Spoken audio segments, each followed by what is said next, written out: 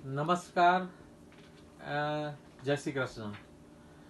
मेरा नाम चंद्रकांत भाई मच्छर है और मैं हाल में अमेरिका में न्यू जर्सी में पार्सिपेन में रहता हूँ।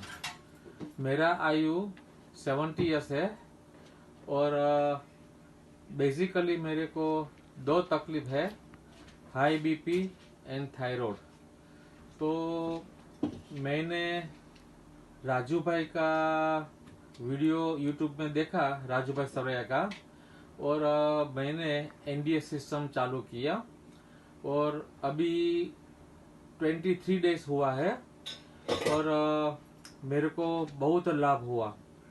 एक तो मेरा वजन जो था 72 किलो, उसका 6 किलो कम होके 66 केजी हो गया।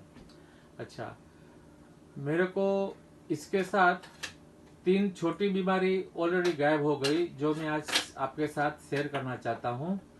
एक तो मेरा जो नसकोरा जो बोलते हैं, खराटे, वो टोटली 100% गायब हो गया। दूसरा, मेरे को नस पे नस चढ़ जाती थी कभी भी, तो उसकी बहुत तकलीफ थी, जो मेरे को 2 साल से हुआ था, वो भी टोटली 100% गायब हो गई। और तीसरा, जो कान में टिटनस यानी को जो टायर का पंचर होने से जैसी आवाज आती है वो आती थी, उसमें 70% राहत हो गया। तो ये एनडीएस सिस्टम से ही मेरे को बहुत फायदा हो गया।